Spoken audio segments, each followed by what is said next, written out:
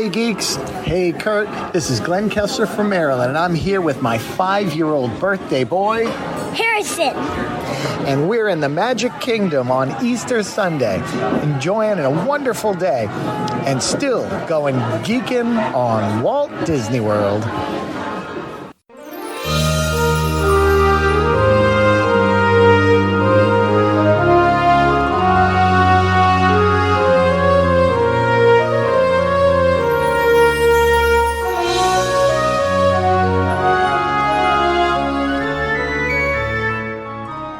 Are you ready for a fun-filled hour of food favorites, resort hopping, and hanging out with Disney World geeks?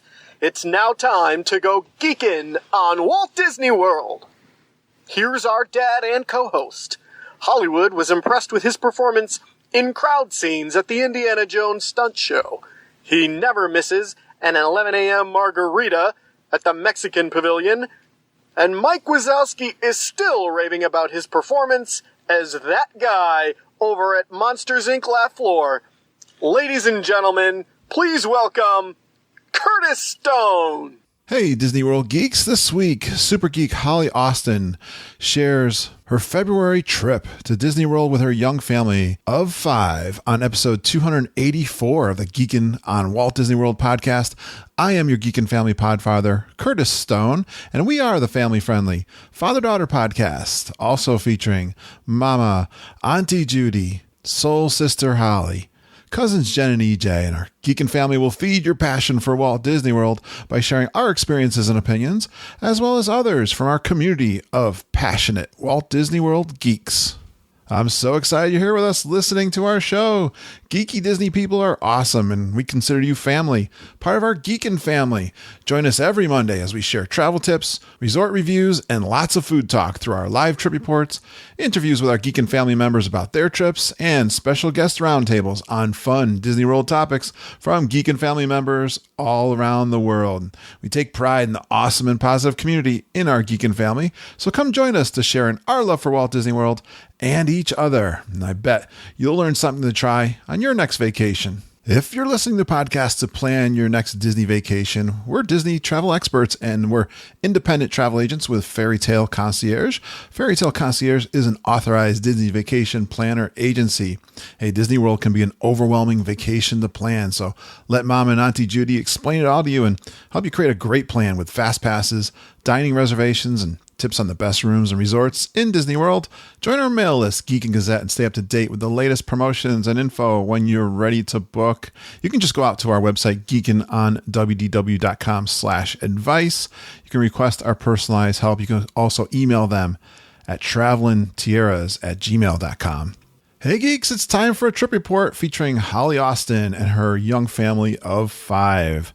This week we feature Holly's trip and her Disney World experiences with 3 young kids. Yes, I know. My kids weren't quite as young as hers when we went, but you get to see from her opinions what it's like to bring a family of 5 down to Disney World. They stayed at a refurb room at Pop Century. They had great snacks at the resort. She gives lots of details, lots of stories, which I love it when you guys come on and tell us your experiences and stories. She does a dining plan that worked for the little ones. And first time at Ohana. Yay. First time at Boma. 2 of my favorite, number 1 and number 2 of my favorite dining experiences in Disney World. I let her know about the elephant poop though. That's in the zebra domes. Storybook dining, another favorite that's been reviewed by lots of our super geeks. That's over at the Artist Point at the Wilderness Lodge. Akershus, great for that princess dining. How about a quick serve with Pecos Bills, or trying out some of the food booths over at the Art Festival, including Morocco? Her family went really hard. For a young family, I thought they did an awesome job going full stink, and she teaches us how to rope drop Pandora. Lots of experiences there. Oh, she had an experience. This is not a good experience, but her daughter got sick at the Hollywood and Vine, and she tells a story, great cast member story. Their family really loved the character meets, and she has some great stories of character meets, and they really love the dance parties with the kids. I always see those going on. They look like a lot of fun, so it's a great place for the kids to burn off some energy and have some fun. She gives us some tips on beating the crowds, and even in February. You wouldn't think it's a crowded time, but it has been. I reported that also for January. So January and February were crowded this year. Her experiences of fireworks behind the castle. She talks a lot about her planning strategies and tips for newbies, and she finishes off with her DVC story. Her husband decided to go all in on DVC. Well, how do you have a great time in Disney World with a young family of 5? Holly Austin shows us this week how to rope drop, dance at the parties, and go full stink with 3 little ones.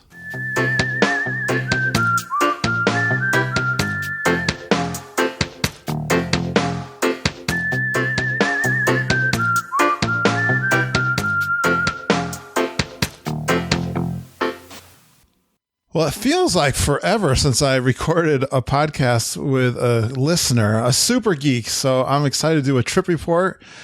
Been doing lots of different things lately. So this is fun to get a listener back on here. So let's bring her on. She was recently scorned by the Wicked Queen at Storybook Dining for being late. She once sang in the American Adventure Rotunda. I wonder if she was a Voices of Liberty. We'll have to ask her. And she was at the grand opening of New Fantasyland, and she didn't even know it. That's weird. That is weird. Please give a warm Geek and Family welcome to Holly Austin. Hey, Holly. Hi. Hi, geeks. Hey, that's right. You got to say, hey, geeks. Yeah. Good job. You must be a listener. Of course. Awesome. How long you been listening to the show? Oh my goodness. Probably about a year. All right. About a year. Well, yeah. Right around this time, we were starting to plan our trip for 2018 in December. And right around this time, we found out we were pregnant. And so we had to delay that trip a little bit. And so we ended up just going this past February. All right. Well, you just answered my first question. Oh, yeah. What's your history with Disney World, Holly? Well, I went twice as an older child, teenager, and then, I was there in high school, and that's actually where I sang in the American Adventure Rotunda. They used to let groups sing in there, and so nice. Our bell choir and our select choir group actually sang in the Rotunda. Oh, I'll have to tell Lindsay. She was in a choir group in high school, too. She did a lot of singing. That's awesome. Yes. Yeah. That must have sounded great. Did you like the sound there or what? Oh, it was gorgeous. It was gorgeous. They actually let the parents that were chaperoning go up into the balcony area and watch. And so we have a video of us singing from the balcony, and it's just the sound in there is amazing. Yeah, I had a unique experience there for the audience. I'll tell quickly. I was at a work conference. It was an award ceremony, and they bussed us behind Epcot to the American Adventure, and we had dinner there in that Rotunda area. It was kind of a cool experience. And then we did Illuminations private showing, so that was cool. Fun. All right. Well, so what's up with the Wicked Queen? How come she gave you a hard time? Okay, so we were at Storybook Dining, and being the mom, I'm the last one at the table packing everything up, and my husband went ahead with the kids. They told you to go see the Queen as you're leaving, so he got in line to see the Queen. Well, I wasn't quite ready to see the Queen yet, and she said, well, she motioned them to come up, and he said, we can't. We're waiting on Mommy. And who is this Mommy? Who is this Mommy that I'm waiting on? And we happened to be the table that was right across from the character dining. So she came closer to the table. She goes, are you the mommy? Are you the mommy who is late, who is making the Queen wait? Boy, I don't think you're supposed to make the Queen late. I don't know all this royal stuff that well, but it's probably not kosher. No, and then she was amazing. The actress who played her, the cast member who played her. I mean, we had our little 3-month-old, and she was not a fan of the baby, and she called our 2-year-old an ankle biter. She was, I think I told you, she was just fantastically awesome. That's great. Yeah. Now, you didn't know the New Fantasyland was opening and you were in it? No, I did not. We were actually there on our honeymoon in 2012. And we knew the grand opening, the actual opening was our last day of our trip. So we had 2 Magic Kingdom days. We went on our first day and our last day. We went on our last day to the grand opening of it, and we're like, oh, we already saw all this. What is going on? Well, this was back before I was like a huge Disney geek, and apparently it soft opened, and we were there on the first day, and we got to do everything in a soft opening, and we had no idea that it was the new Fantasyland. We went back that second day, and we're like, well, where's the new stuff? We've already done all this. So yeah, we were there for the grand opening and had no clue. That's great. Yeah. Awesome. All right. Well, let's take a look at this trip, Holly. Yeah. So who went on this trip? So it was myself and my husband, and this was our 5th trip together. Nice. And then our son Noah, who is 4, almost 5, and this was his 3rd trip. And then our daughter Abigail, who was 1.5, her first trip, and then our son Simon, who was almost 3 months, and it was obviously his first trip. And then my mom came along with us too. Well, I think you got to with that troop that you're bringing. Absolutely. I am totally not in the same camp as you. Like we had 3 kids the same like yours. Let's see, I'm looking at your ages. Yeah, they're like the same ages as my kids. Yeah. And we waited till my youngest was 6 years old. So you only waited till Simon was 3 months old. Yeah. You didn't wait at all. Noah's first trip, he was 18 months old. And we're like, well, we know this free before 3 rule. So we're going to take him when we don't have to pay for him. It's just us. And if things go awry, we didn't pay anything for him. And it actually turned out to be a fantastic trip. And we took him back again when he was 2. Yeah. And then again when he was 4. So, well, I don't know. Do you go traveling with this young family? Isn't it kind of a lot of work to go? It is. It's a lot. That was my thing. We fly just because of our work schedules. We don't have the luxury to take the extra days to drive. Yeah. And we like to spend, all of our time at Disney. And so it's a lot to take. There's just a lot of stuff you have to bring. I know when we were packing the suitcases and when we unpacked at the resort, my husband was unpacking things. He's like, why did we bring so much stuff? I'm like, I can imagine. You never know what you're going to need when you have 3 kids this age. So it's a lot, but I mean. Where are you guys from? We're from Ohio. All right. Right up on Lake Erie. Nice. Yeah. Well, you're braver than me, my friend. I couldn't do it when they were little. I took them a couple places and I went, we're never going anywhere until they're older. You guys are, that's awesome that you can do that. All right. So where'd you stay? We stayed at Pop Century this time. All right. We'd heard great things about the new room refurb. I knew that we would need 2 rooms just with my mom going. That was too many people to be in one room. And so I thought, well, we could get 2 rooms and that would be great. The new room refurb was fantastic, but I want to put a word of caution out there for families that it is very tight. Yeah. I mean, there ended up being 5 of us in our room, and we had 2 pack and plays, and then our double stroller folded up in there every night. And by the time you pull that Murphy bed down, there was just very little room to walk. So if it was just 2 adults, I think it would have been fantastic. Yeah. But it was very tight in that room. We don't have your problem right now when we go to Pop. When we go to Pop, but that's you got quite a crew.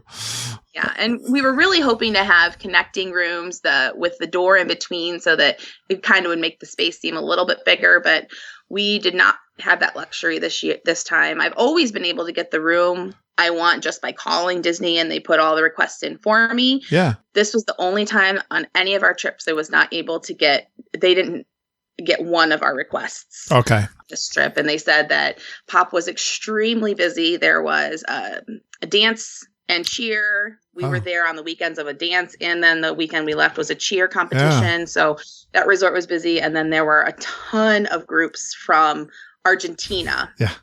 Of girls, and the cast members told us that when the girls in Argentina turn 16, they get to go on these trips, and there's like 30 of them with 1 adult, and they just kind of had overrun the place. Yeah. Were you there early February? We were there the 2nd through the 9th. Oh yeah, that's right. We almost crossed, right? We were leaving and you were leaving. We were leaving. You were coming there. Yeah. I totally can relate to the crowds and the dance competitions. I don't know. They had them for a long time, because I've had people and been talking to people, and it seems like they were there like for a month, different groups. Yeah, I seemed like every weekend for a little while there. That's crazy. Yeah. So I know what you're dealing with. Well, what else with the resort? Was the family enjoying the style and the You know, Yeah, the I mean, our theme? daughter loved the theme. We actually stayed in one of the Lady and the Tramp buildings. Yeah. And so we had Tramp right outside of our building, and we had to walk by him every time we went to the elevator. And she'd doggy, doggy, doggy. And she just loved him. Amazing. Unfortunately, we didn't get to use any of the pools. Was It still was a little chilly the Yeah. first couple days we were there. Right. We're full stink rope drop to fireworks every day. So You run them little guys ragged, huh? they're fantastic. We go off their cues, and Okay. They ever get troopers. they never get cranky or do the full flop on the ground? No, nothing. No wonder you take them. No wonder you take them to Disney World. yeah, they're pretty good. That wasn't my experience.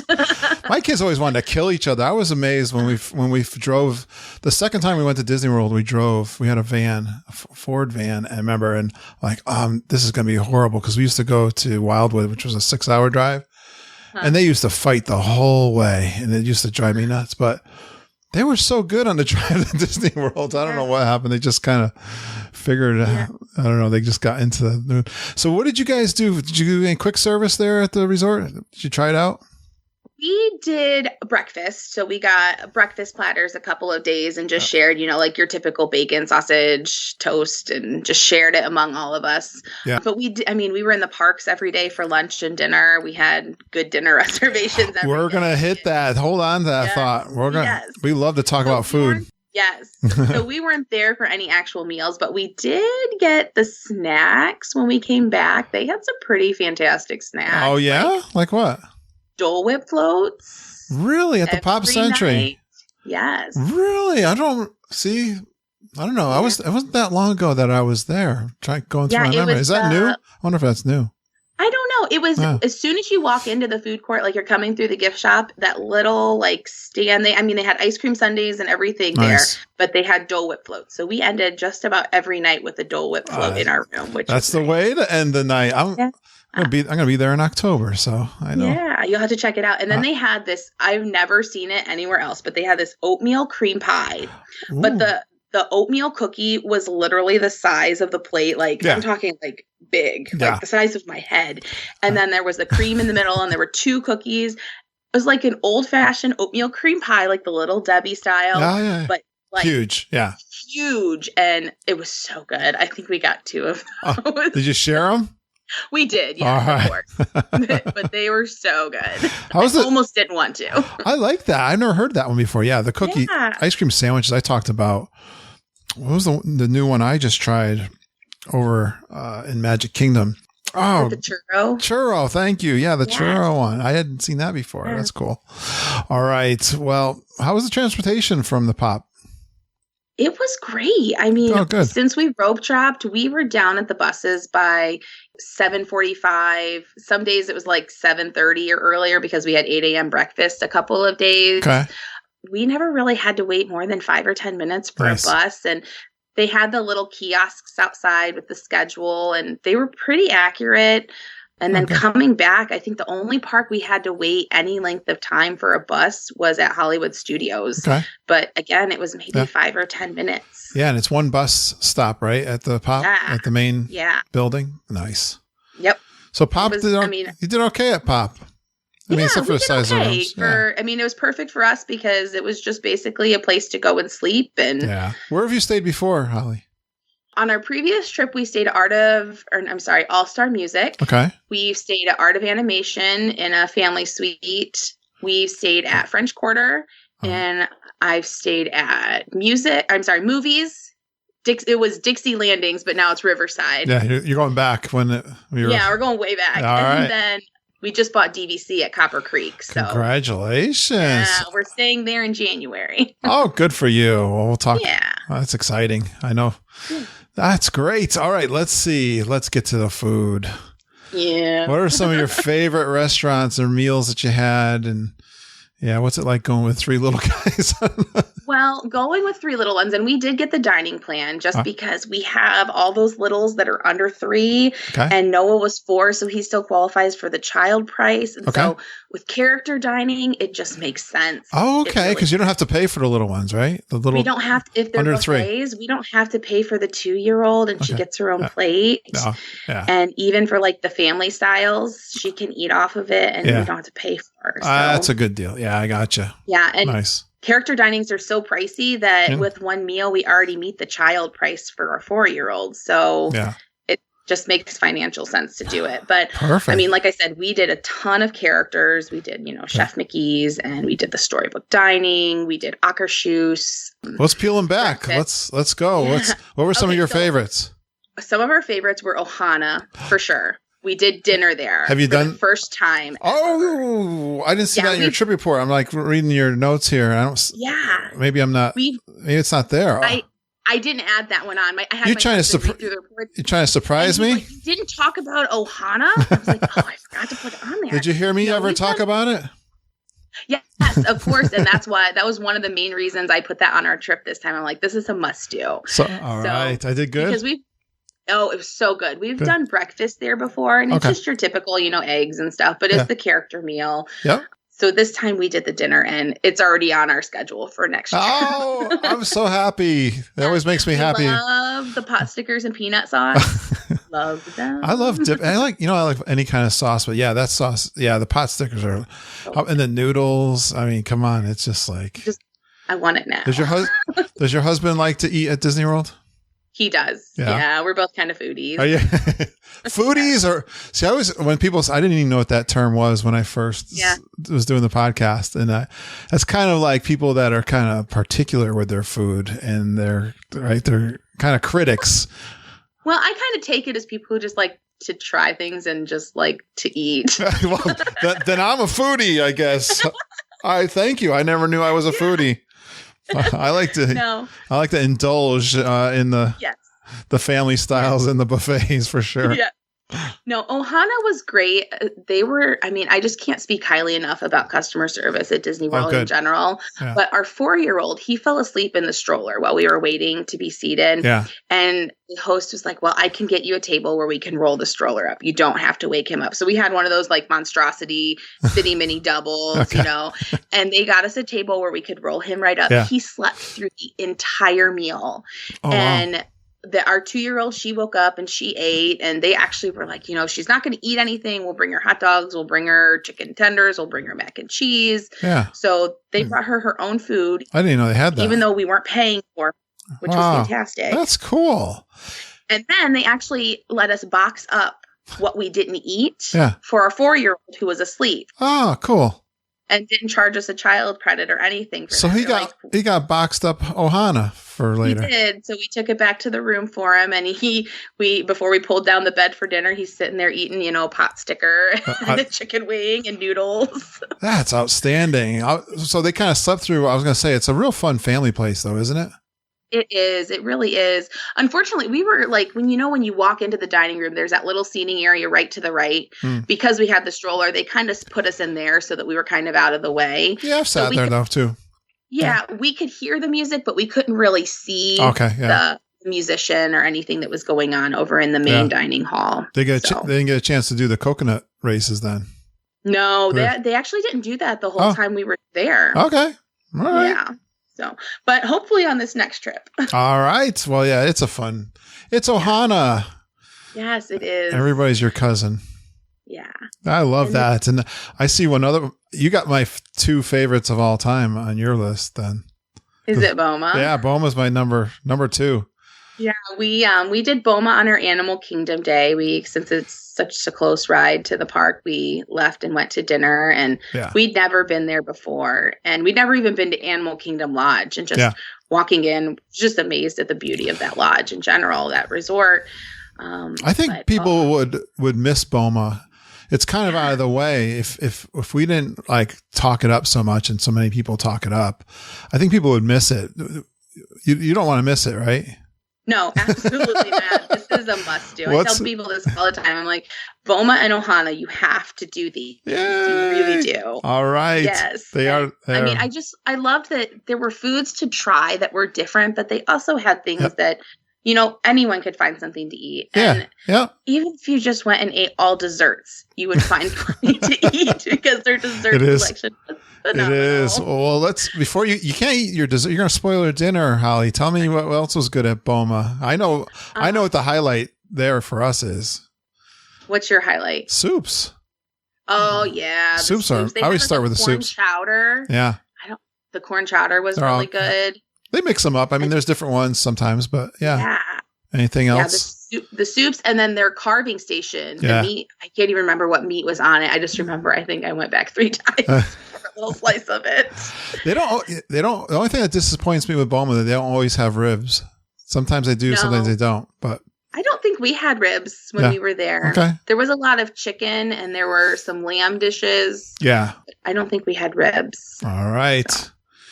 Boma never. And the zebra domes, of course. Yeah. Are you upset that the zebra domes come from elephant poop? What? Did you hear that? You didn't hear my... No. You got to listen. You missed it. Which one's that on? It's like 2 episodes ago from when we're recording this. Oh, yeah. No, I'm not caught up. I listened in my car on the way to and from school, so I'm a few episodes behind. It's in the intro, so you won't miss it. Okay. So you'll have to... I missed that one. Tell me if you're upset that zebra domes are made out of elephant poop. All right, I'll let you know. I mean, they still taste good. Who knows? I mean, hey, don't knock it till you try it. Right. I'm glad you like zebra domes. Yeah, that's Lindsay's favorite. Yes. What's this? She's the reason why I tried that. All right. Yeah, you saw. It was on her intro. I was like, I have to try it. Absolutely. I love it how every restaurant in different places around Disney World have something that they're kind of famous for. It's kind of fun. Yeah. Yeah. What's the rose lemon blueberry tart? That sounds good.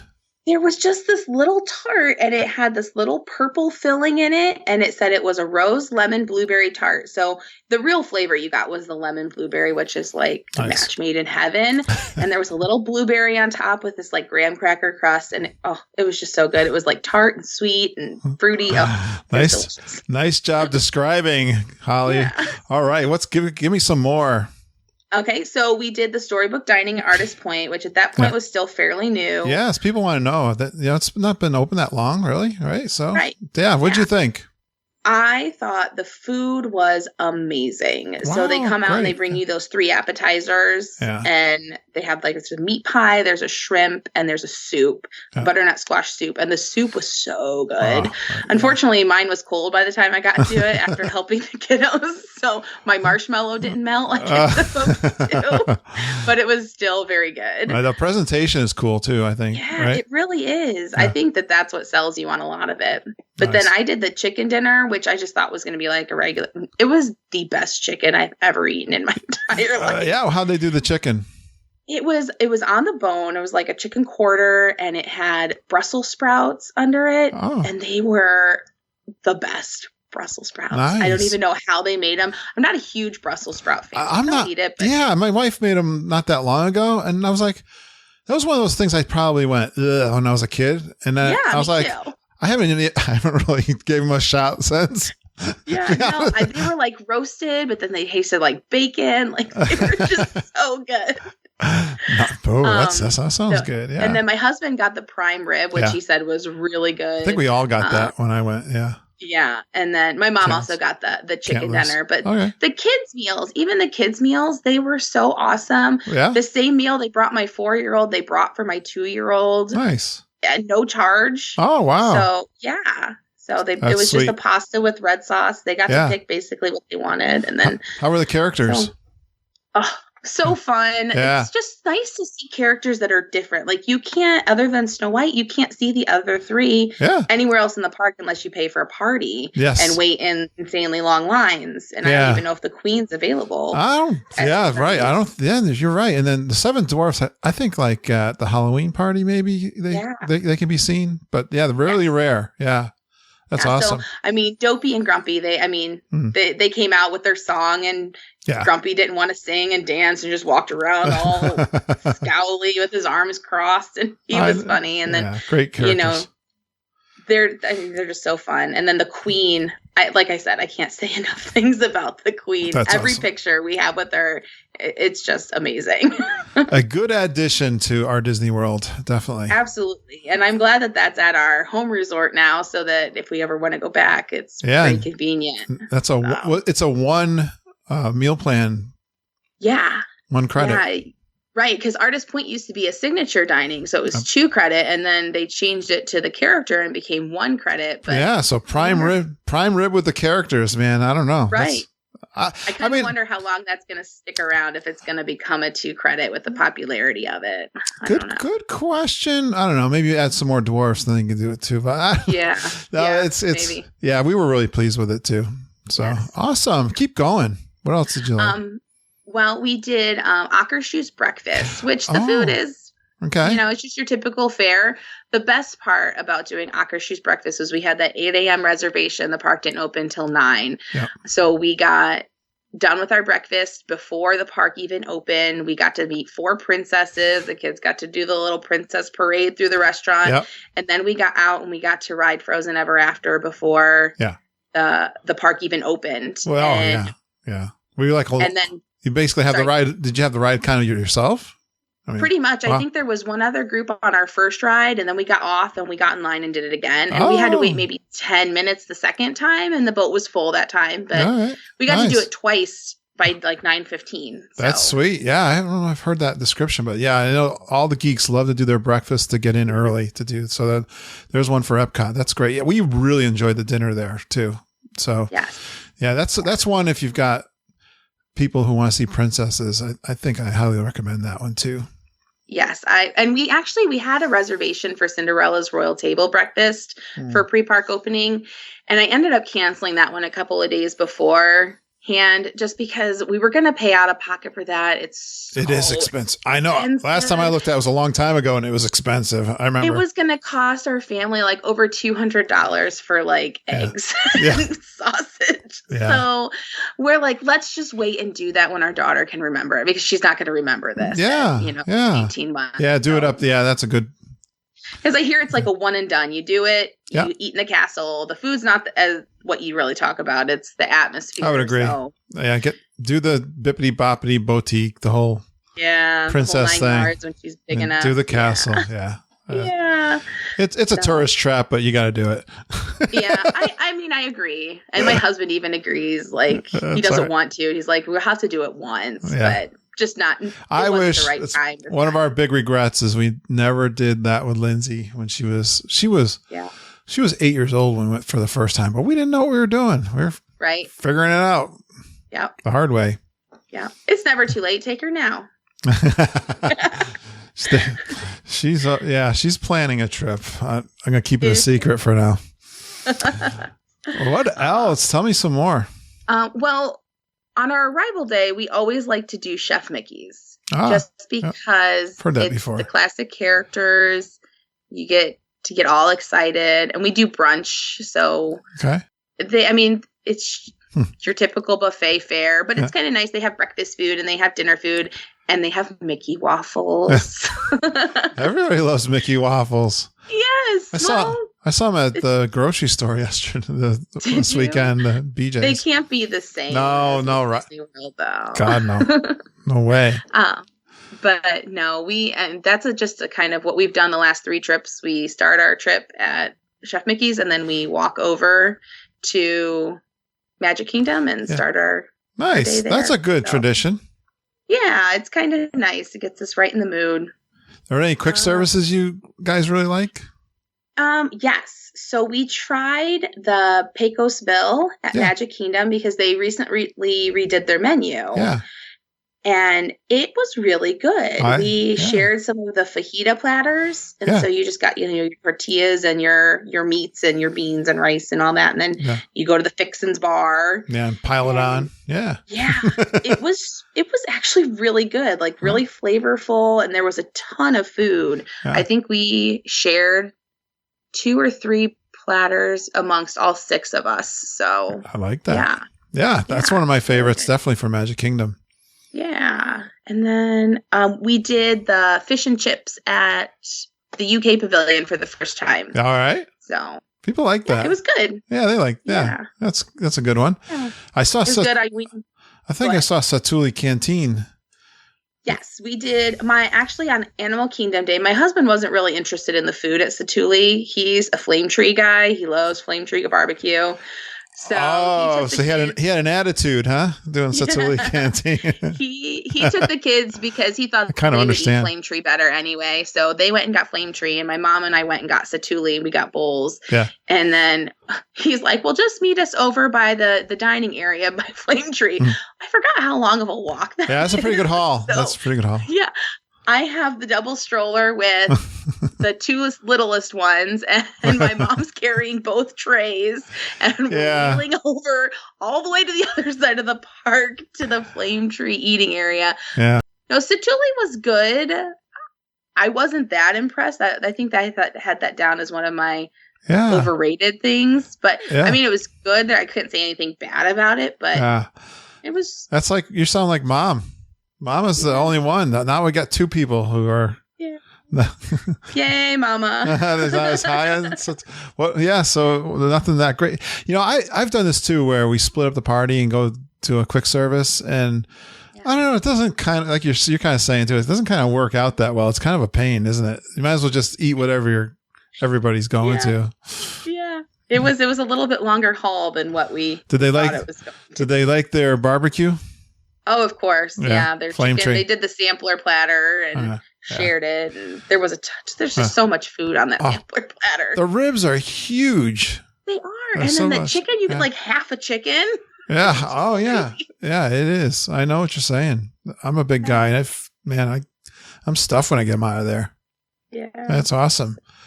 What else did you have? Do you have any special treats that you like in the parks? Well, Dole Whip, of course. We love our Dole Whips. We're Dole Whip all the way. No Citrus Swirl here. Oh, no. Sorry. How are we going to finish this podcast? Yeah, sorry. But I did try school bread for the first time this trip. All right. It was good. Yeah, I did enjoy it very much. Norway's got some good baked items over there. There's a lot of good ones over there. They did. My son actually he went in with me and he wanted to pick a treat. So we let him pick a treat, and he got this, it was this green dome, and I didn't really look at the name of it. He's just like, I want that. I'm like, okay, we have all these snack credits. Go ahead. Yeah, right. I know. Knock yourself out. He got it, and it was a cheesecake, and you got to the middle of it, and it had apple pie filling in the middle of it. It was really good. That sounds good. Yeah. And he ended up eating a lot of it. So. I think Mom and Dad are eating some of their treats. Yeah, a little bit. But then we were there during the art festival, which I think you were too. I've been fortunate to go 3 years in a row for all 3 years. Yeah, I loved art. What did you think of it?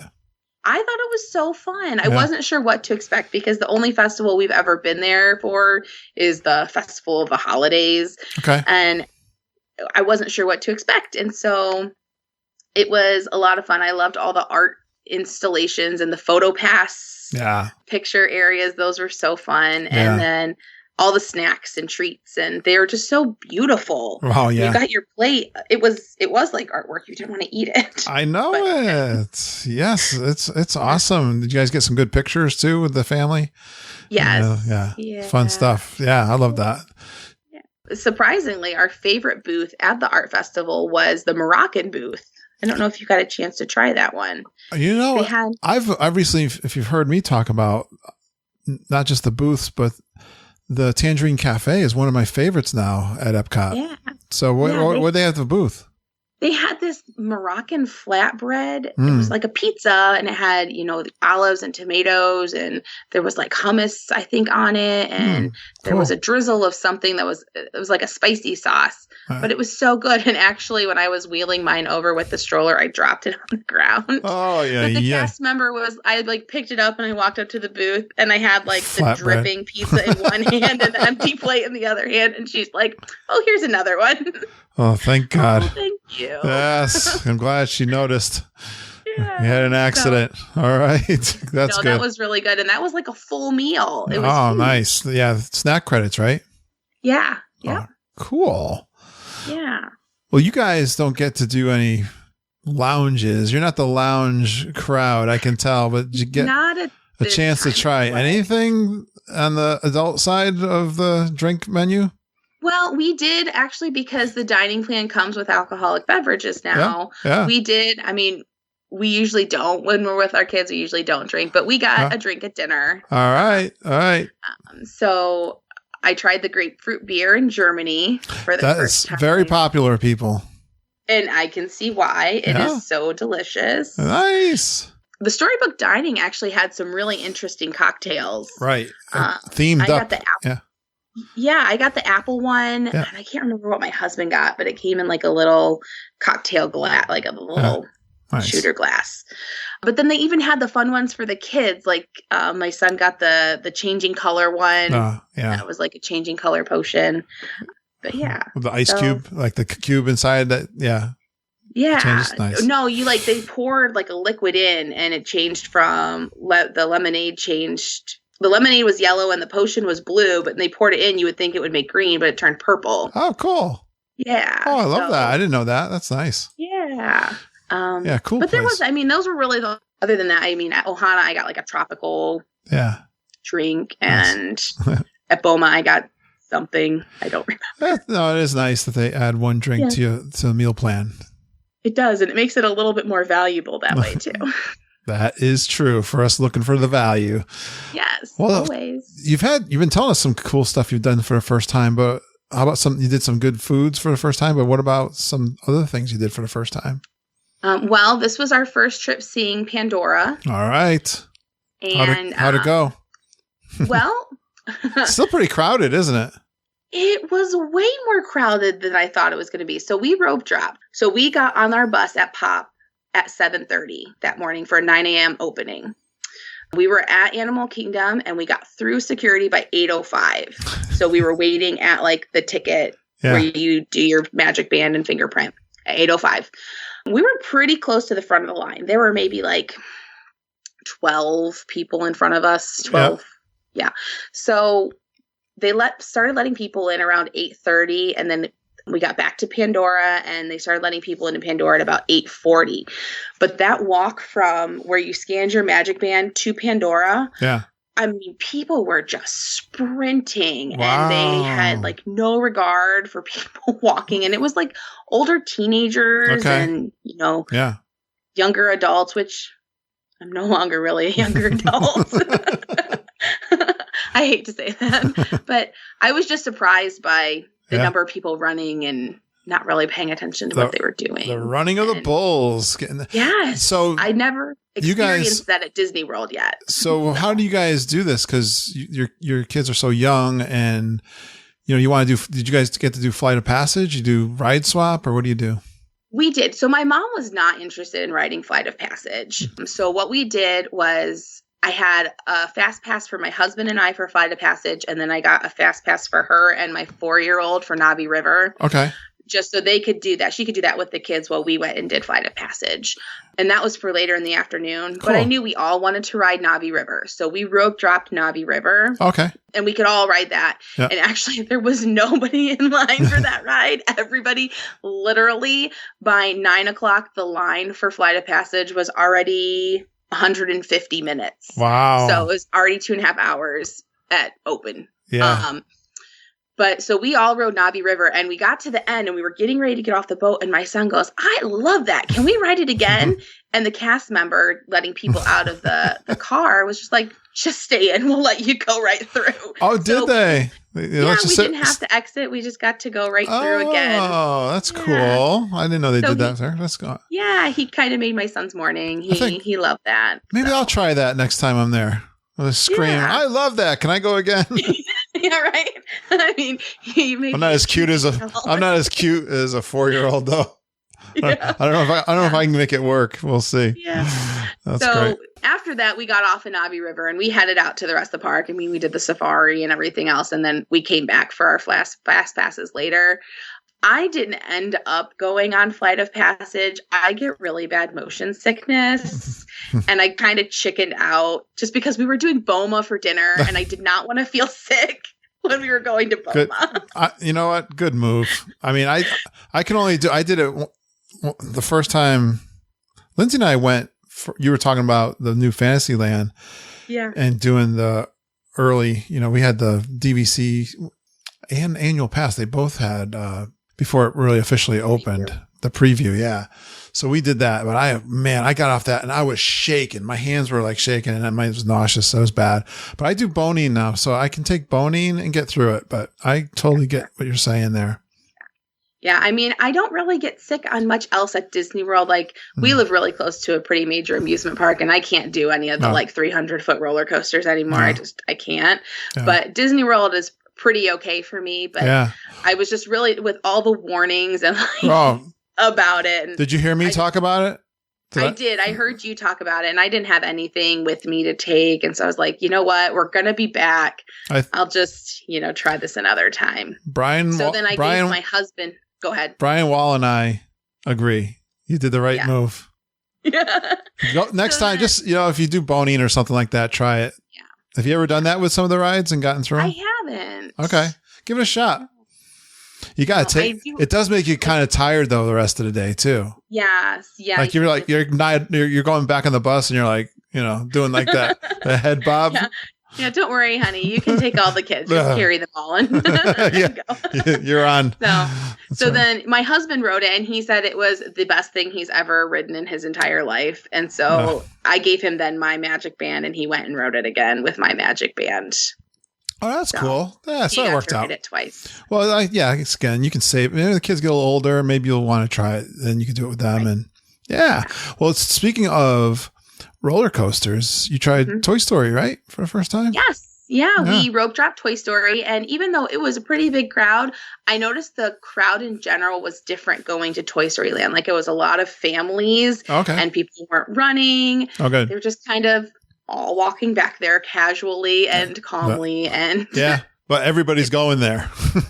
It was much nicer than the rope drop at Pandora. All right. Sure. Good. Did you guys enjoy that land, the new land? We did. We had a lot of fun back there. We had fast passes for Slinky Dog for all of us. Good. And so we rope dropped Toy Story Midway Mania and we did that with very little wait. And then we went over and went to get on Alien Swirling Saucers. And at this point, I'm baby wearing. I'm carrying the baby, in front of me. And I go to walk through the line and the cast member's like, "Excuse me, ma'am, you can't ride." I'm like, "What?" She goes, "Well, the baby's not tall enough." I did not even realize that there was a height limit on that ride. I'm like, oh, shoot. So we ended up doing rider switch with that. So my husband waited with the kids and my mom, and they all rode the ride. Then they got off, and I got to ride, and so did the two older kids. So my 4-year-old and 2-year-old got to ride it twice. And Holly, just for new people listening, the rider switch, we don't talk about it a lot.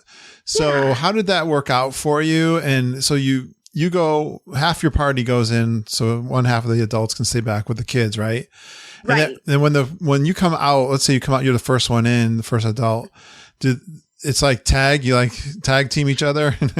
Kind of. So when you go up to the ride, if you're doing rider switch, there's usually, if there's a height restriction, there's cast members waiting outside with like an iPad, and they'll scan the Magic Band of the person who's going to go on the second ride. So like my husband got to go through, they scanned my Magic Band and gave me basically a fast pass that didn't have a time restriction that I could come back and ride it. And then she asked, because you can go with up to 3 people, or up to 3 people can ride it the second time. She asked if anyone else was going to go again. Okay. So my son went again. Okay. So she scanned his band and gave him a fast pass for it. Oh, and so then my daughter didn't need one because she doesn't have a band. She's only 2. So they add an extra fast pass onto your Magic Band electronically.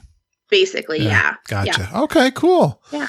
Yeah. Excellent. People love to know about that. That's really important. Yeah, it's great for adults. And actually, I kind of get a few extra fast passes that way because, like Slinky Dog, we all had fast passes for Slinky Dog, but we all couldn't ride at the same time because the 2 youngest weren't tall enough. So somebody had to stay back with them. Right. So my husband took my son and my mom, and they rode it the first time. And then we actually got a bonus. I scanned in and said I was going to do Rider Switch. So I had a fast pass for it already, but I got a second one. Oh. I didn't actually end up using mine. I really just wanted another one for my son so that when I rode it with my actual fast pass, he could go again with me. Okay. So he got a bonus ride on it. All right. But the adults didn't. We just kept our one time. It takes you a while to get through the rotations. It does, family. Yes. All right. What else did you do for fun the first time? Sorry, I have to look at my notes because of the 3 young kids, and I teach kindergarten, so my brain is like frazzled. I love it.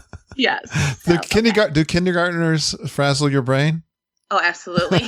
They say, they talk about how many questions kids ask in a day, and it's so true. It's got to be like 453, and then multiply that by 21 kindergartners, and then by the time I get home, I'm like, my brain is like seeping out of my ears. But I love it. And great, here I am asking you all kinds of really tough questions. No, but that's totally fine because this is Disney. Okay. She's getting a second win, guys. Don't worry. Yeah. Okay, so first time. This isn't really in the park. We used Reservation Finder on touring plans for our dining reservations. I'd never done that. I didn't even know about it.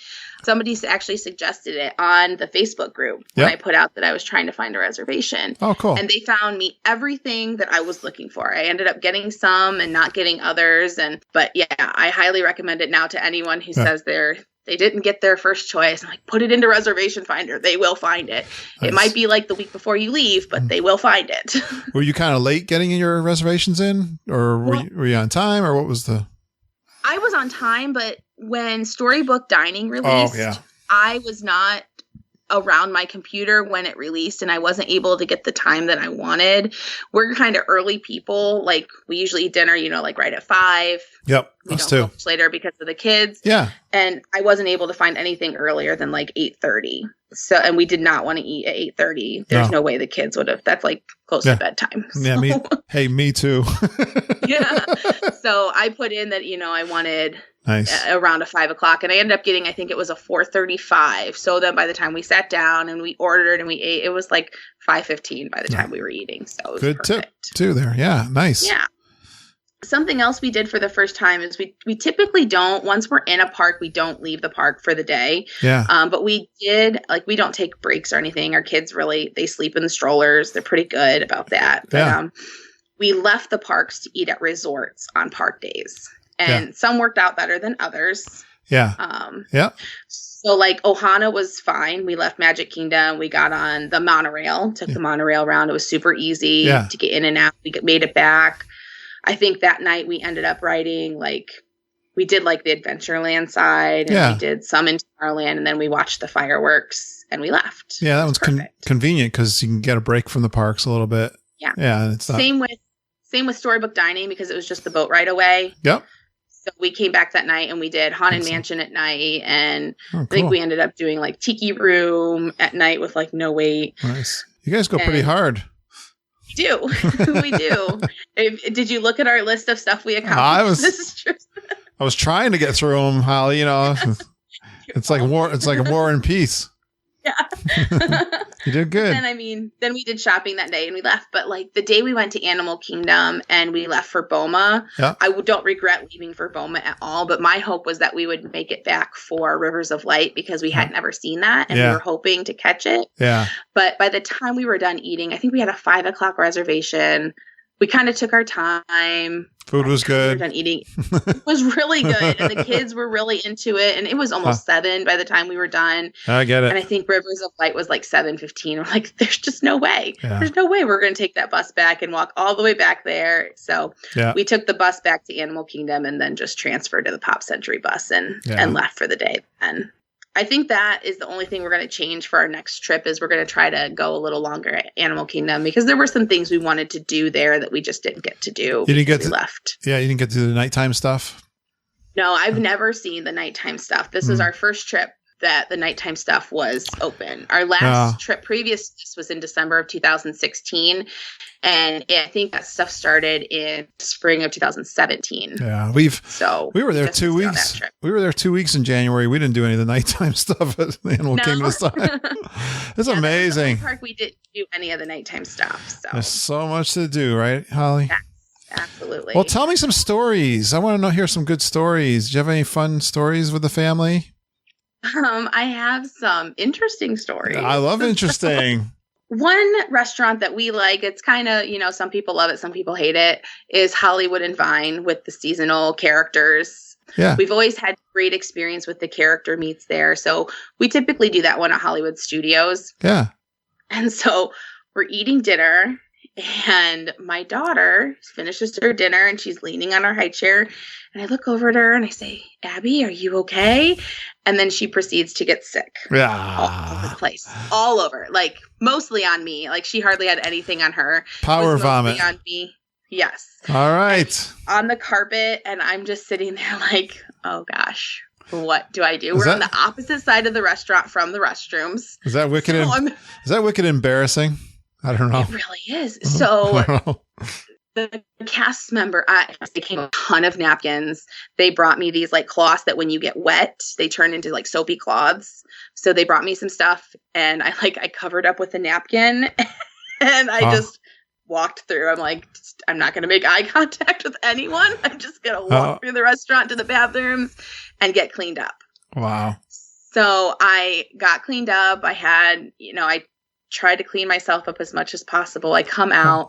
There is a cast member on the floor on his hands and knees scrubbing the carpet. Then you feel bad. Yeah. I know, I did. My husband had taken care of my daughter. He'd gotten her a little bit cleaned up. Was she feeling all right? Yeah, she was fine. It was like a puke and rally moment. I don't even know.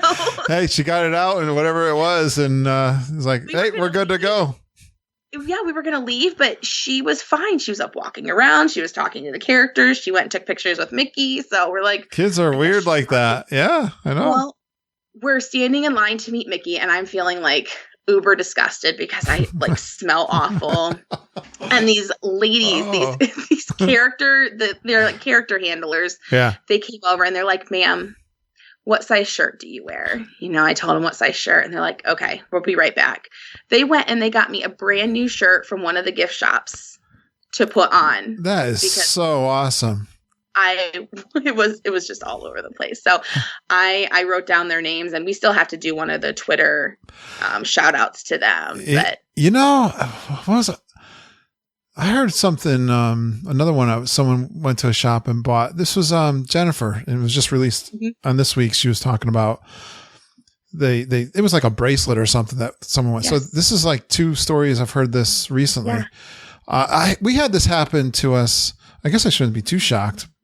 You don't hear it that often, but the cast member, I told the story when I broke the wheel on Lindsay's wheelchair in the hub at Magic Kingdom. The cast member got a big plush Mickey Mouse for my daughter. Yeah. But they brought Abby a plush Tinkerbell doll. Oh, cute. So she had a Tinkerbell to take home with her. How big was it? It was like it was probably like a foot tall. But I bet she loved that. Yeah, she did. She hugged it every night she slept. I really love that. A t-shirt, it's not just that they did it, but you actually you needed it. Yeah, and it was a really awesome t-shirt. Like, it wasn't just like a generic Disney World. It was one of the cute ones that said like Disney Life, and it had a picture of like a Mickey bar and a Mickey ears and a Mickey balloon. Like, it was really cute. And I was like, oh my goodness. That is I love, except for the puking part. I love that story. I know, but it gives us a story now, at least. It ended up with a good ending. I'm sad about the sick part, but yeah, it all turned out. That's great. Yeah. Yeah. Any other good interactions? My son got to dance in the Festival of the Lion King at Animal Kingdom. Oh. He was one of those little kids. Going a circle? Yeah, they get to run around, and oh my goodness, you would have thought like it was our first trip, and you would have thought he was done. Like, That was it for him. He was Oh, so really? happy. He liked that. Were you guys down low? Did they pick you, like, were you down close? We were down low. We were like that first bench right behind the handicap rows. So Nice. Oh, that's cool. Yeah. I'm so into, like, the interaction whenever there's some, to be a part of what's going on. And it's cool when they bring the kids into things. That's great. Yeah. They're And so Noah cute. is not shy. He will do anything. Oh, nice. Yeah. Me either. Yeah. Aw. Wow. So you guys had some fun, did you? We did. Let's see. What's kind of some of your favorites for the family? You have any favorite extras? Did you do any parties or anything like that?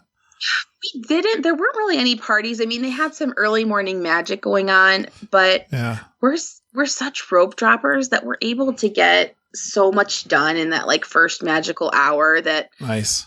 we were there for such a long time. I mean, we had 7 park days. So we're actually 7.5 because we did a half day at Magic Kingdom on our arrival. So we had 2.5 days in Magic Kingdom and 2 full days at Epcot and Nice. 1 in each of the other parks. But I mean, looking back, I don't think there was anything we wanted to do other than the nighttime stuff at Animal Kingdom that we didn't do.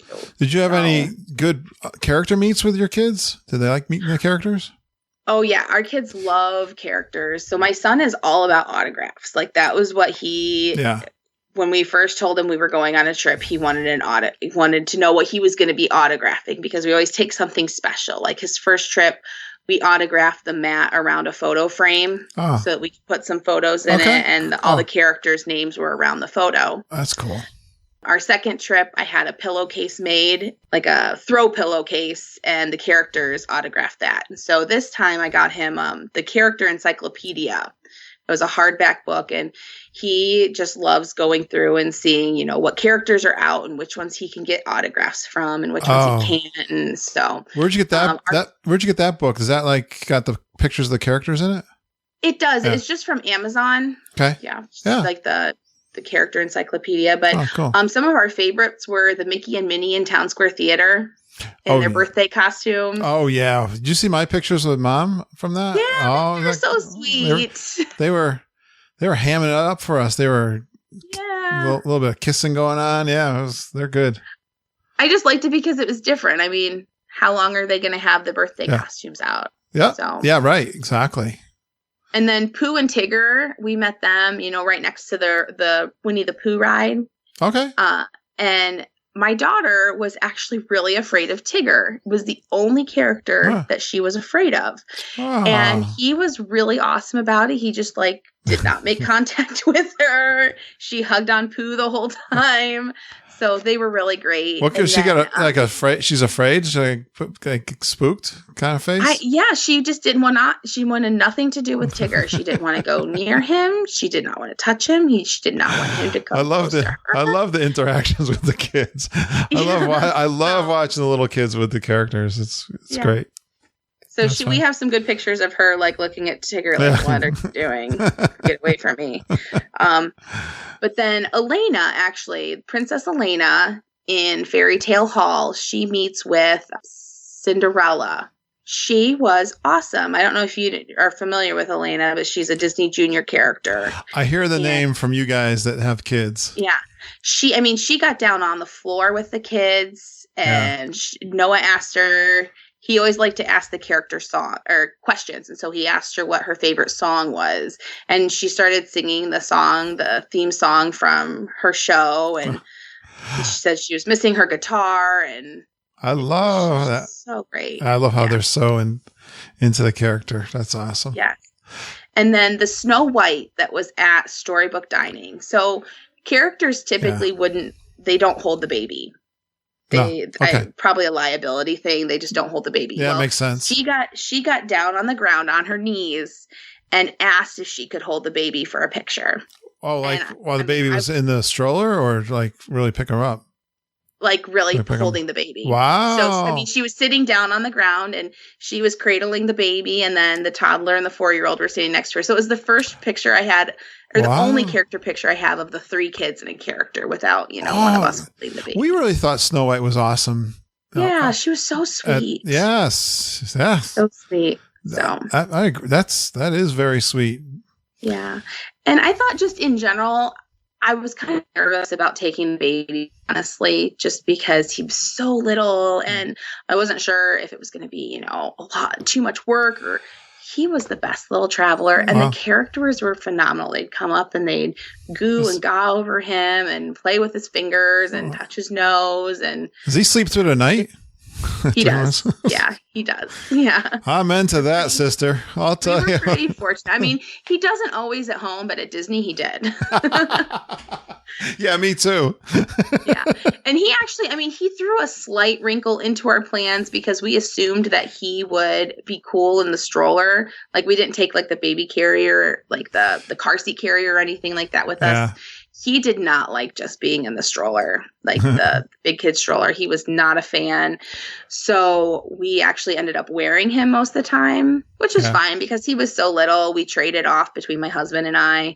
The two older kids then got the stroller. So that worked out. Hey, but so you might have already answered this, but what's kind of the must do for your kids then when you go to Disney World?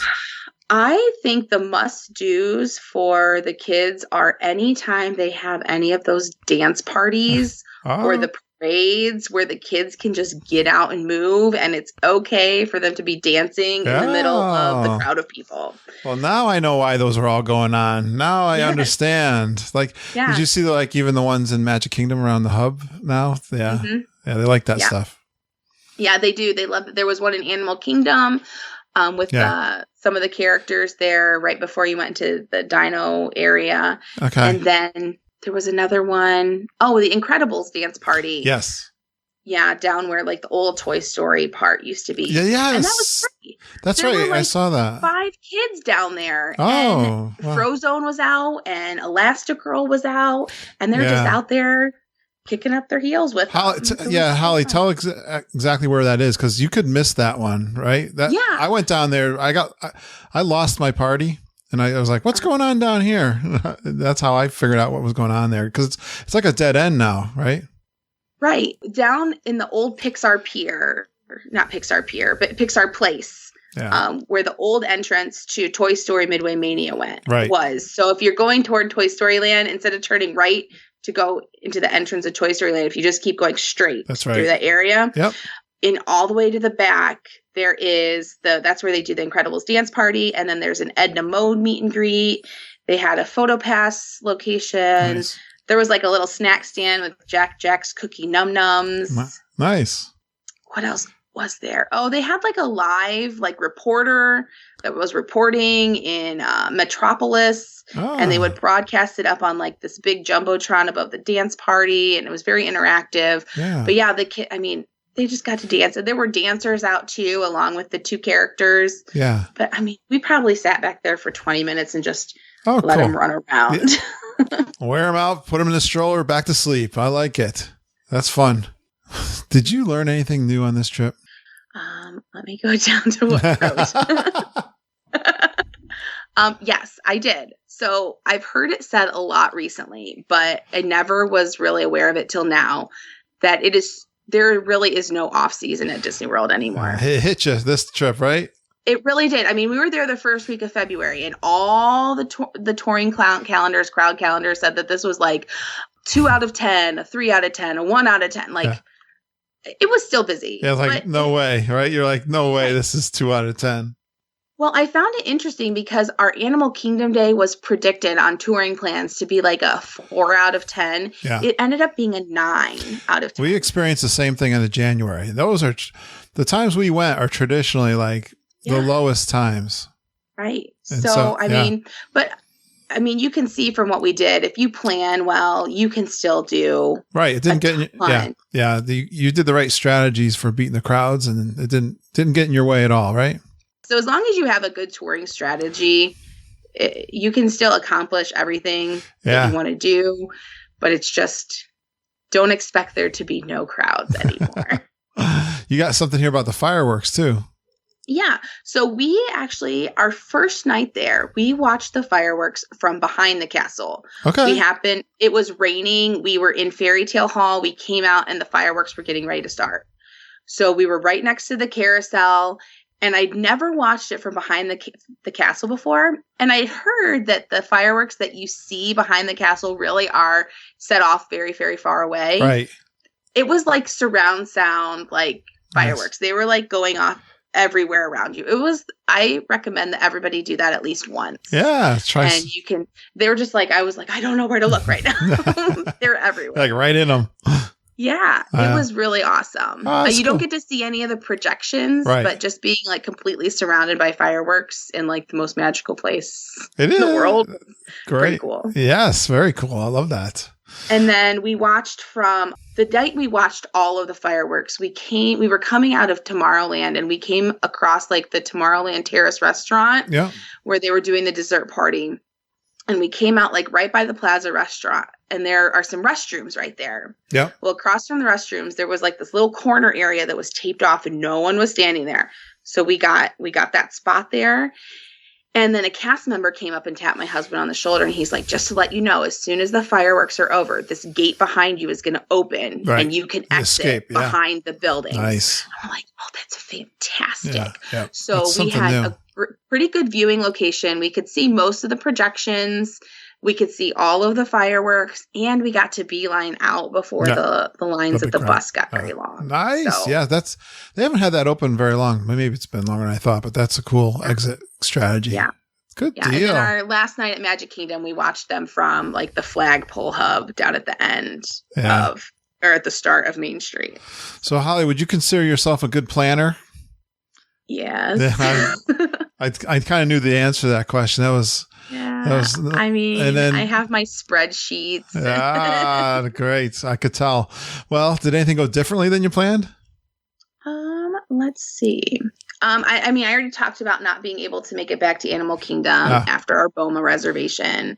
So you got do you ever veer from your plan? Did you ever, because we always talk about have a plan, but be flexible. So what I do is I typically have the morning really planned out. So like from the time we wake up until lunch, and usually there's usually one fast pass after lunch. Yeah. And then after that, we're pretty flexible. We get on our app and we see what fast passes are available. If there's nothing available, what has the lowest wait times. So I say I'm a planner. It's a good strategy.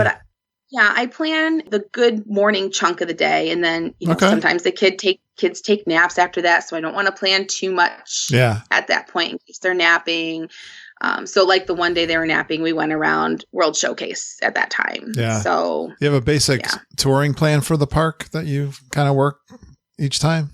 Yeah. I mean, we know what our big ticket attractions are for us, and then what typically has a long wait time. So like Magic Kingdom, we knew we wanted fast passes for Mine Train and Big Thunder and Space Mountain and, all the typical ones. And then there were also ones that I knew our kids would love, like Winnie the Pooh. Most people, that's probably not one of their big fast passes, but our kids love that ride. So I wanted to make sure they got to ride it at least one time. So I made sure we got a fast pass for that.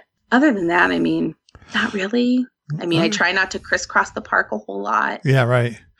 Yeah. Well, I can tell you're a good planner. So let's finish up with what's some of your best tips for newbies? Rope drop. I mean, I think I've said it like 12 times right now. I mean, that's what I tell everyone if they ask. That's not easy. That can't be easy for your family. I mean, our kids are decent morning people, and I mean, we have early schedules most days anyway. Maybe it's going to get tougher as they get older. Yeah, I think that's probably going to be it. Are you going to be their babies? You're going to be the military mom to get them out, right? Yeah.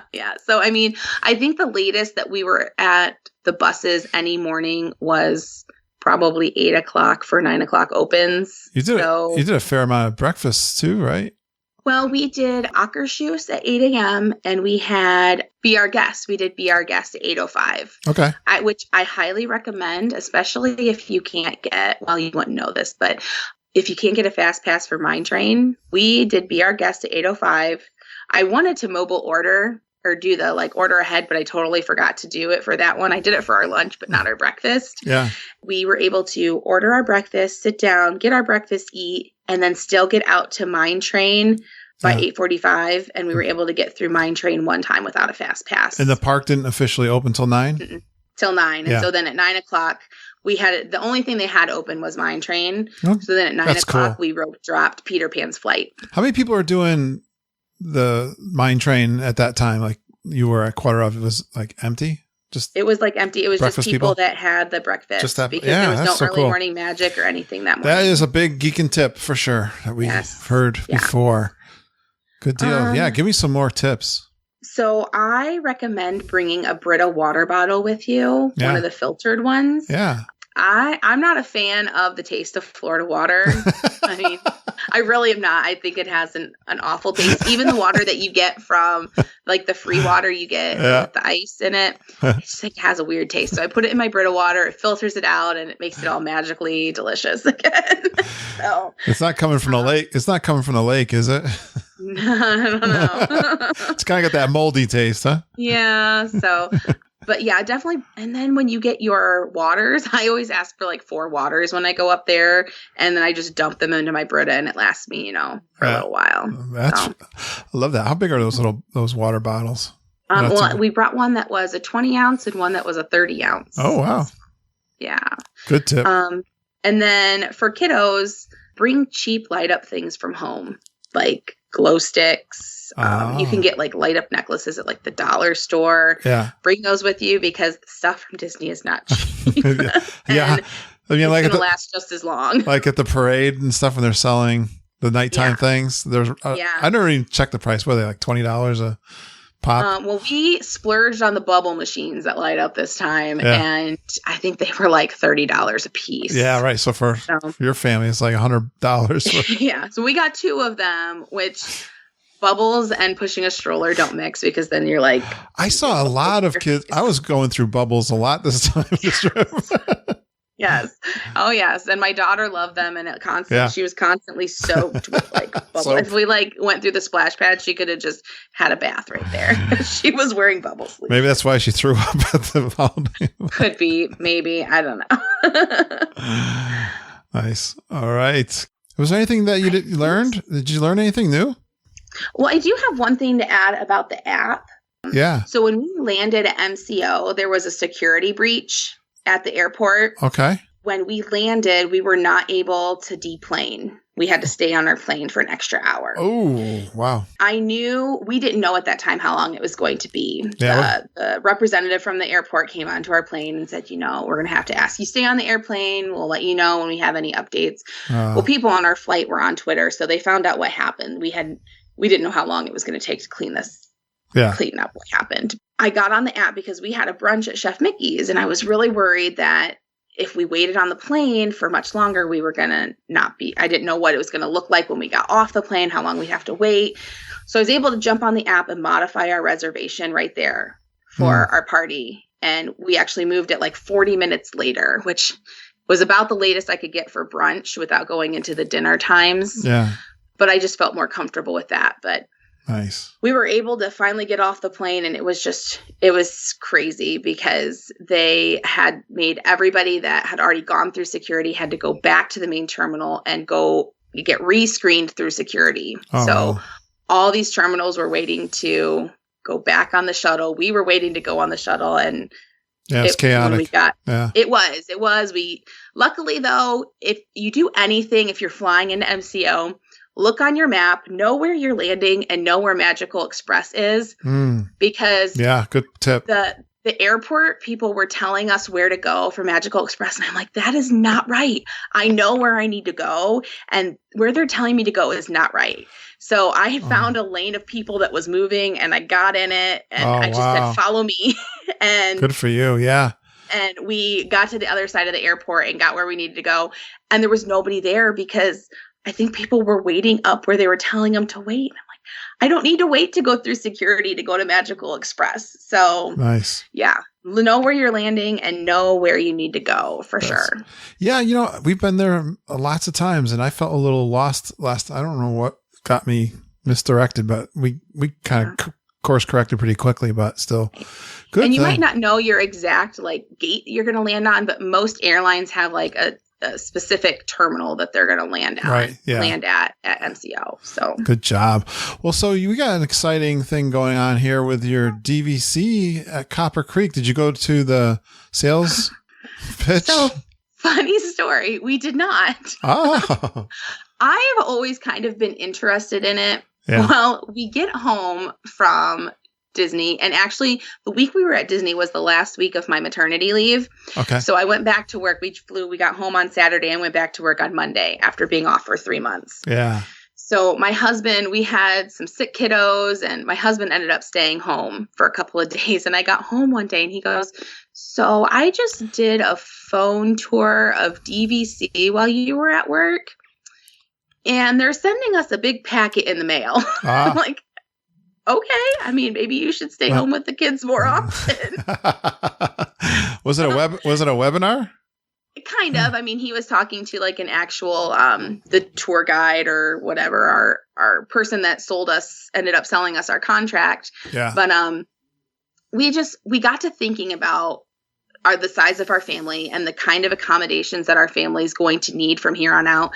And there aren't a lot of places that, especially in the value category, that hold 5+ people, because we don't know if our family's done growing or not. Yeah. So, I mean, once our youngest hits 3, we are going to be limited to Art of Animation's family suites, music suites, or like Riverside can sleep 5, but then you're in the moderate category, and some of the, the villas and stuff. But so we're like really, really big math people. So we, did all of the math, and we figured that if we continue to go at least every other year, we're going to end up paying the same price. I mean, we included everything. We included our yearly fees, our dues, and everything. Sure. We're going to pay the same price per night for a DVC villa that we would pay for a night in an Art of Animation family suite. Okay. Yeah. Over the lifetime of our contract. So, I mean, we really took some time and we thought about it. And I mean, we didn't go on the actual Copper Creek tour, but we were at Wilderness Lodge this trip, and we loved the resort, and we did a lot of research. We joined some Copper Creek groups on Facebook and asked some questions and, read through some of the responses. I liked it. We toured it. That is one of the 2 resorts I've never stayed at, the Wilderness Lodge. Yeah. And I've been bugging Mom to book that one. And I think next time we do DVC for our trip, we're thinking like February next year. I think we're going. Okay. So I think we're going to do that Copper Creek. Yeah. If we can get it. I just felt like it was a really good fit for our family. I think so. Yeah. People love the Wilderness Lodge. I can remember before I was going a lot, people were always talking about going to Wilderness Lodge, but yeah, I think it's a good one. And we thought about there weren't too many that they were offering contracts for at the time. No. Like we thought about Animal Kingdom. Yeah. We thought about Bay Lake Tower just because of the walking to Magic Kingdom. Yeah. We really liked, Boardwalk or Beach Club, but neither one of those had contracts available at the moment. Sure. But we really liked Copper Creek because it has the boat to Magic Kingdom, and the length of the contract was still 49 years. Right. So that was like a big selling point for us, was the length of the contract, because we're still fairly young. Yeah. Our kids are going to want to go into this. So we wanted it to be a long contract. That's super exciting, Holly. Congratulations. Congratulations on being a super geek. Yay. You did a great job. Great job planning your trip. Great job taking notes. And I appreciate you coming on and sharing it with us. Thank you for having me. I appreciate it. I had a lot of fun talking Disney with you. I get that a lot. I don't know why. Yeah. That's awesome. When's your next trip? We are actually going January 18th through 25th, which our trip starts over Martin Luther King weekend.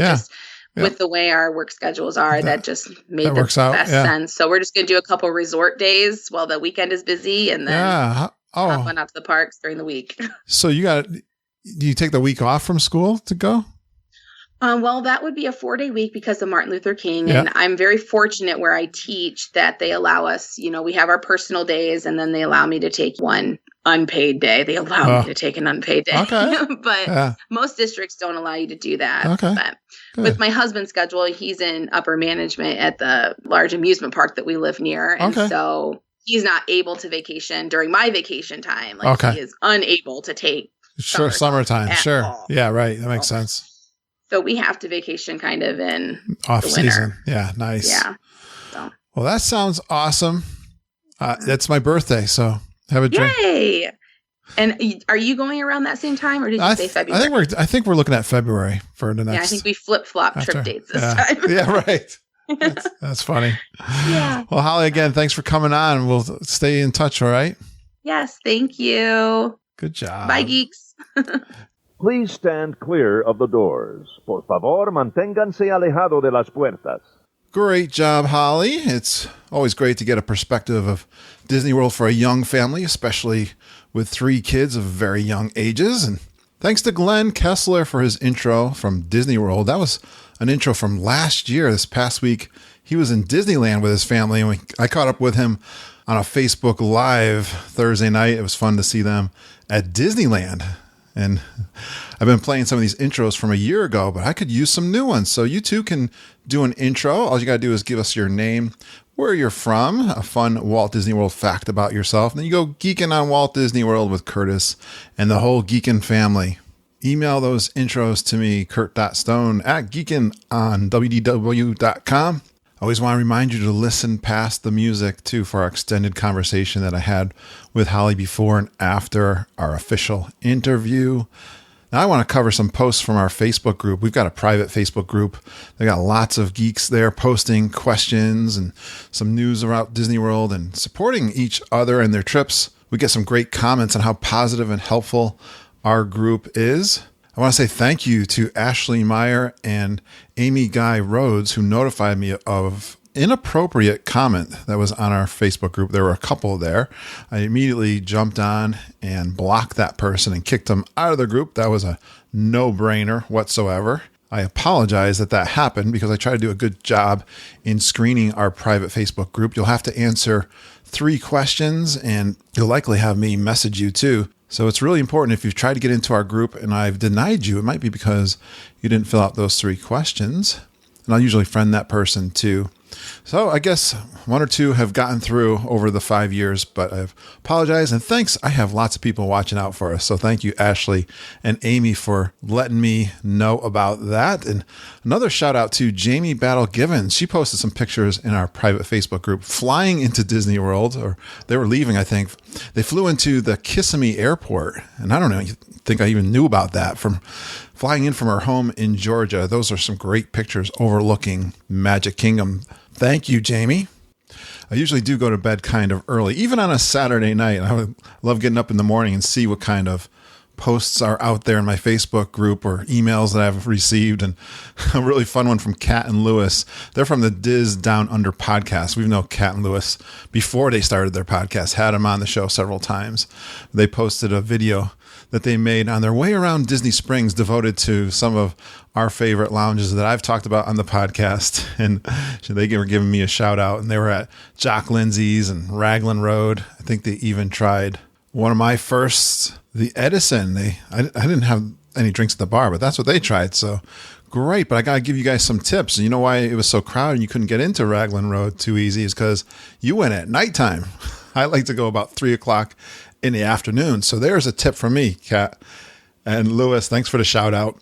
A reminder on the Geekin' Family Run Disney team, April's meeting is going to be this Monday, April 29th, 8 p.m. Eastern. We're going to be talking about the Star Wars race that we've recently done in the past and looking forward to the Wine and Dine race coming first weekend of November, which I will be a spectator for. So I'm excited about that. We do have a Facebook group for the Run team, but you can also email me at kurt.stone@geekinonwdw.com if you'd like to get in on those Zoom calls, a video chat that we do once a month for the Geekin' Family Run Disney team. It's interesting. We had some folks in the Facebook group asking about tips for youngsters, toddlers, and next up is the Hakuna Moscato ladies, Jamie Lee McIntyre and Christy DeRobertis. They're coming on. They talk about the highlights of their last trip. We're going to talk about some top 5 tips for going to Walt Disney World with infants and toddlers, and also some nutrition for eating with kids in the parks, because, little kids can be tough as they're not usually big eaters. So Get ready for that one coming up next week. Well, I am pretty accessible. Just chat me. I'd love to be a guest on other podcasts, too. That's one of the things I'm going to be focusing on. I was a guest this past week with Mike Nelson on his WDW and Beyond podcast. We're talking about our favorite ice creams. I love doing that. So if you're a podcaster and you'd like to have me on as a guest, I would love to do that. Or if you have any questions for me, you want to come on Facebook Live, I love having a chat on Facebook Live, or just email me at kurt.stone@geekinondwdw.com. You can message me on Facebook too. And now it's time to promote the October 2019 Grand Geekin Gathering. I see many conversations going on in our Geekin family about this October 2019 trip. Heather Brainerd was messaging me.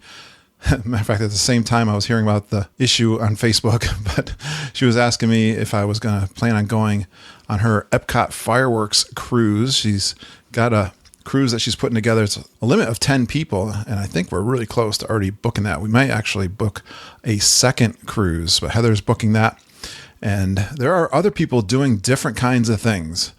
It's all open, but the official meetup is October 27th, 11 a.m. at the Mexican Pavilion. If you're interested in going, let me know. There is a Facebook group just for that Grand Geekin Gathering. A lot of discussions going on. There's lots of folks going down for that. So if you want to meet up with a bunch of us, that would be a great time to go if you're planning for the fall.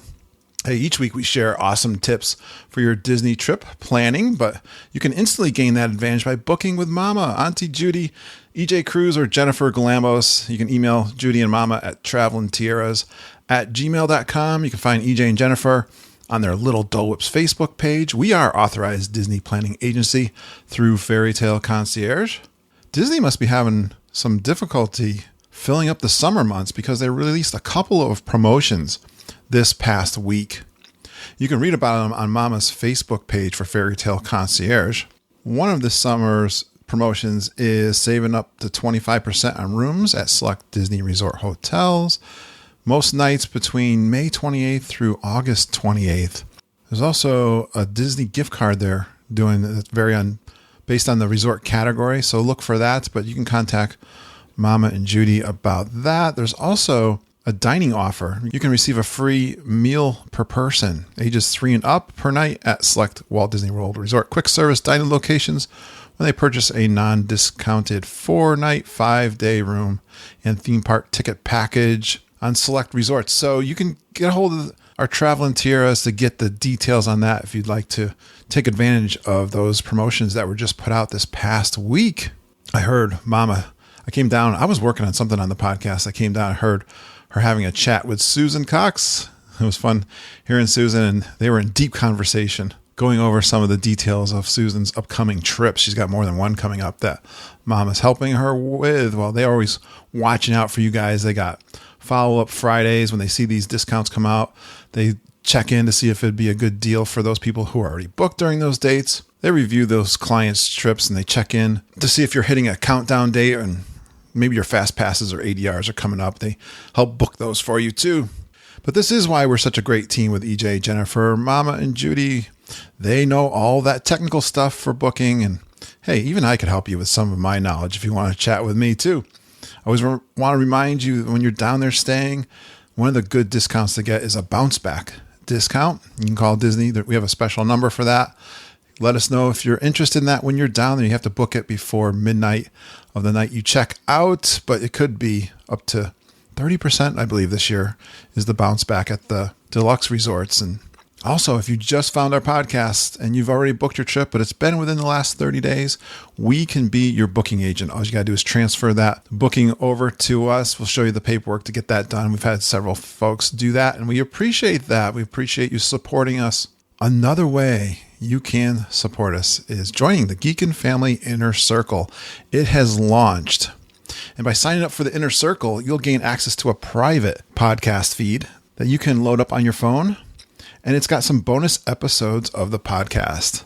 You see, after 5 years of geeking on Walt Disney World, I've got a dilemma. I have more fun episodes to share with you and that I can do than once a week. In the past, I've shared live trip recordings on a bonus Thursday release. Well, I currently have over 16 hours of recordings for my January trip I've just released on the feed the first episode, and this is a live recording from September 2018 trip. And then I just released a second episode from that, which is the final recording from September of 2018. It includes my coffee walks where I review my previous day's events, live music from the parks, and there's also a fun Jungle Cruise recording. So you can sign up for the Inner Circle to hear those episodes. And I've got another one coming out. It's going to be a recording from the living room with Auntie Judy, Mama, Uncle Ken, and we're reviewing our January trip. So that's the next one I'm going to release on the Inner Circle. If you want to sign up for the Inner Circle, go to our website, geekinonwdw.com/Inner Circle. Sign up for an ID and a password. We also get our weekly newsletter, the Geekin Gazette, and we send out our favorite Disney news items, info on Disney package discounts, and news from our Geekin family. Like this past week, I sent out an email with those package discounts. There are a couple freebie handouts also included, our free packing checklist and a spreadsheet that we use to help our plan our trips and also our travel clients. And now you get the bonus podcast episodes featuring our live trip recordings with the coffee walks you've all told me that you enjoy live from the parks. Well, all of this is sponsored by our Patreon supporters. They volunteered a monthly financial pledge that really helped encourage me to give you the Geekin Family Inner Circle. If you'd like to support us through Patreon, go to our account at patreon.com/geekinonwdw. Thanks for going geekin' on Walt Disney World with us. We really appreciate you listening and geeking with us every single day. We love you, geeks. Have a magical day, and I hope all your dreams come true.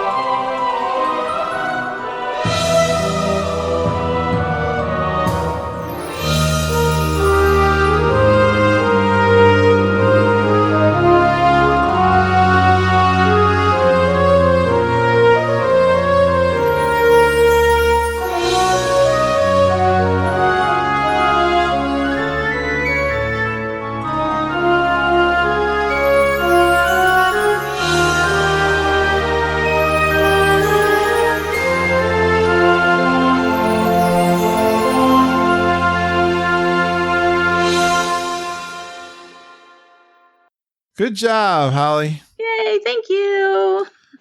So this, I was thinking you're like the fourth one I've recorded. Fourth? No, wait. Oh man, it's more like 5, I think. So it might be like a month or so before you hear this on the show. But so it'll be on the podcast then? In about a month or so. Okay, yeah. My husband's like, 5 so weeks. which podcast is it that I need to download now? Because he's gotten really into podcasting since we joined DVC. Like, I look at his podcast app and it's like Disney. I'm like, well, you're missing one. He hasn't found mine yet, huh? No, he downloaded it tonight because he's like, so which one of these is it? I'm like, it's none of the ones on yours. I'm offended. I don't know. Yeah. There's a lot of them. He's got you now. He's got me now. You straightened him out. You straightened him. Yes. So he may be joining the Facebook group soon too. Yeah, definitely. I think if there's some people will recommend people that are already in. If I see that, sometimes it's not obvious to me sometimes. But if I saw that you recommended him, if I recognize his name, I'll just let him right in. Okay. Because I'm trying to be tight on people that don't answer my questions. Yes. I got a little punked there on April 1st. Somebody posted something weird. It's like if you're going to do something weird, it totally didn't make any sense anyway. I was like, why waste your time? I was like, this is like, if you're going to be a wise guy, come up with something more original. It's like Holly Burke saw it and flagged it, and then I deleted it. But oh goodness. So I try to chat with people or make sure they answer the questions kind of thing before I let them in. But I've been pretty lucky so far. Well, and I do want to say thank you for having such a positive community, because since becoming DVC, we've joined several Facebook groups, even the ones where you have to answer questions to get in. And some of those groups, we've since left them. We were only in them, a few days, a week or so. And they're just, people are not nice and they judge everything you do. And you can't, answer a question without getting, beat down about it. So I've heard this a lot, and I don't participate in a lot of other Facebook groups. So I don't. Yeah, we joined a couple like DVC specific ones just, to find out more information about the resort. But there's only one that we've pretty much stayed in, and it was a DVC. Actually, I think Chad Pennycuff, he's a geek too. Yep. He has a podcast about DVC. I was on it. And yes, you were. And he has a Copper Creek group that he started on Facebook. So I think that's the only one we stayed in. Okay. So fellow geek, yay. Oh, thank you. Yes, that's good to know. I had our Kevin Curtis Allen, when he was purchasing DVC, he started a little unofficial chat group on Facebook, like a messenger. It's like a group. Mm-hmm. So if you ever have any questions, I would recommend we add you to that. You can ask all kinds of questions, a little chat group. Well, okay. Yeah. When I get off, I think I can add you, or I'll tell Kevin to add you if you're interested. It's kind of like, awesome. It's like a little mini group. But it's like the messaging chat. There's a couple of people that got in there and asked questions. Do you guys talk about when you're going to? I mean, I'd love to meet up with some geeks at some point. Well, that kind of happens. That happens on our Facebook group. I mean, I saw. Yeah. I mean, if you just put something in there, I'm going this week, and okay, I saw Heather Brainerd and Mandy Ray Malinowski posted a picture today.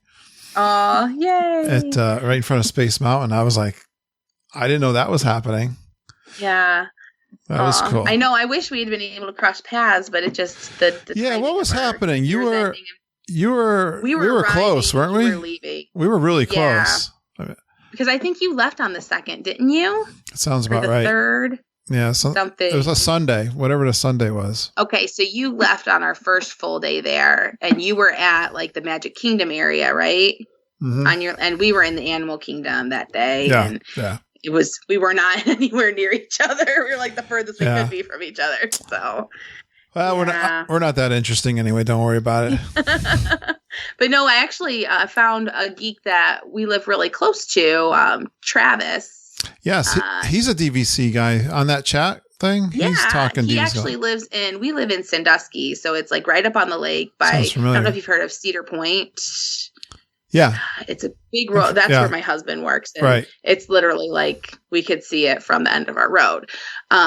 But he and his family live in the Columbus area, so they come up to Cedar Point during the summer. So we're going to try to touch base. Oh, that'd be cool. Yeah. Summer, yeah. Take a picture and post it if you do. There's a Philadelphia crew getting together this weekend. I'm thinking about going. I don't know how I'm going to do it. I got things going on. I better get my podcast done if I'm going to go. Yeah. But it's about it's a good 4-hour ride, I think, though, too. So I don't know if I can do it.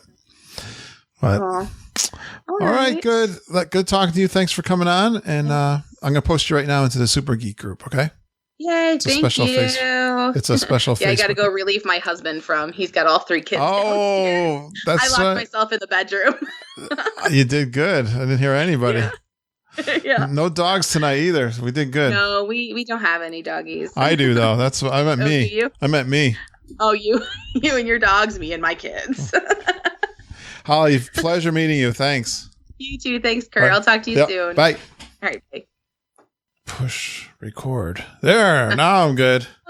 Yay. Boy, that's an anxious moment when you look over there and wonder if you're recording and you've been talking the whole time.